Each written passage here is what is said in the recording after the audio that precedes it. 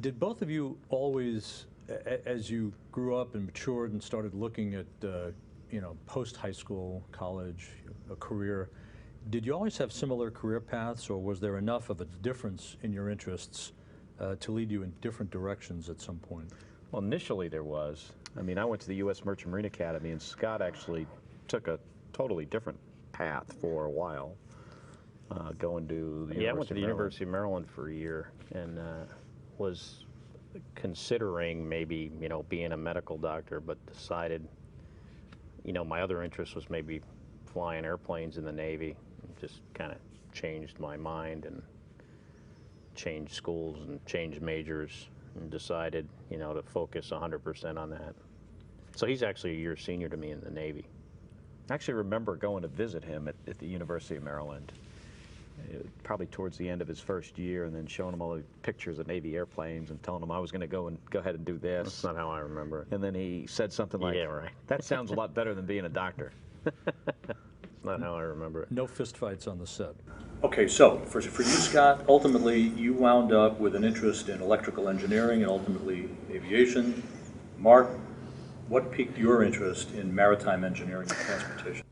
Well, we spent a lot of time on the New Jersey shore. My parents always had a boat from the time we were very little. We'd go out fishing. We'd go down there usually for the summer. Not like the TV Jersey Shore. Yeah. So we'd go down there for the summer and spend a lot of time on the water.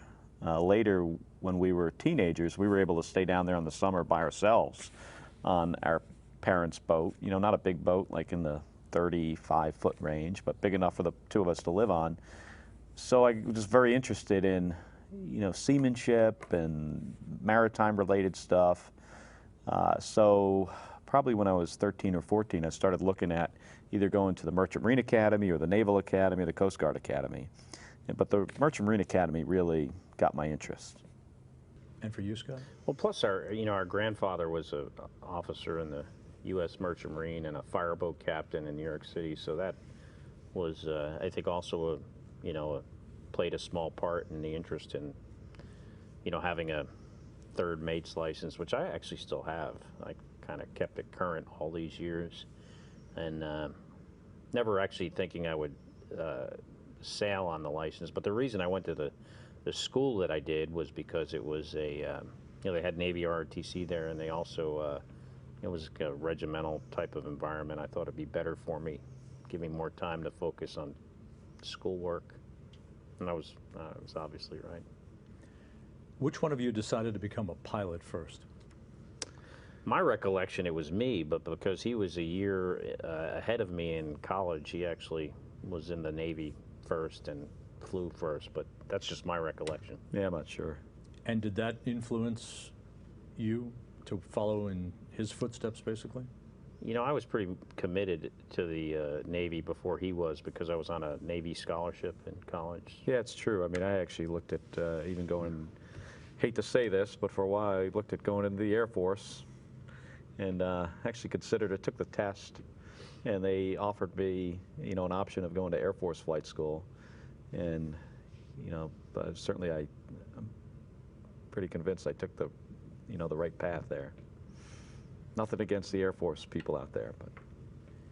You were both 5 years old when Neil Armstrong and Buzz Aldrin set foot on the moon on Apollo 11.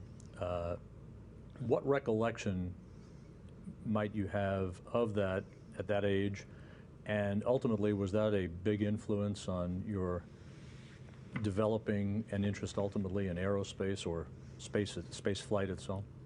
I don't think I have any recollection of Apollo 11 at all. I think at that age, I don't know what the situation was there, but I don't remember the significance, and I don't remember, man first taking the first steps on the moon. I do remember what I'm pretty sure was either Apollo 16 or 17, one of the later flights, a couple years later, and I was interested in it.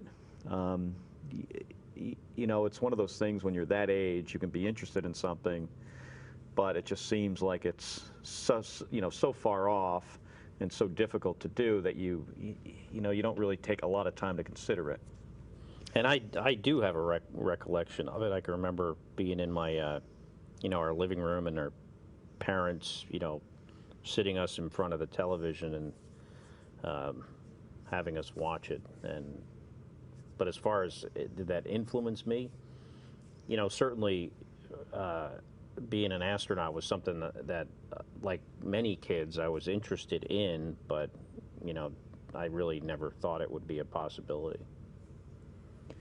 So with that in mind, give us a little background on how you were both selected to join the astronaut corps at the same time, which is unique in of itself, which parallels many other events in your lives together. Well, we both wound up in the same test pilot school class. We didn't apply at the same time. I was in graduate school in Monterey on this combined program, and which includes going to the Naval Test Pilot School, and then Scott applied to Test Pilot School. We actually wound up in the same class. The school didn't even realize it until I think a week before we showed up, and Dick Clark, who now works here at NASA, was looking through the roster. He was the chief flight instructor at the time. And he noticed two guys with the same last name, which, you know, that's kind of common, right? But then he noticed the Social Security numbers, and our Social Security numbers are 3 digits apart. And he was like, okay, well, these guys must be related, or actually, he realized we must be twin brothers. So after test pilot school, I'd say most test pilots apply at some point to the astronaut program, and we both did, and were fortunate enough to be selected to the same class in 1996. So Scott, it took you only 3 years after your selection before you flew in space for the first time as the pilot on STS-134, Hubble Space Telescope servicing mission. And Mark, you didn't fly until a couple of years later on your first flight, which went to the International Space Station. Was it frustrating for you, Mark, to see your brother fly first? Were those competitive juices flowing at the time? Not at all. You know, he was the first American in our class to fly of 35. So it was great to, you know, if it wasn't going to be me, it was great that it was Scott flying for the first time. And then I think it was probably 2 or 3 years later that I had the opportunity to fly on STS-108. So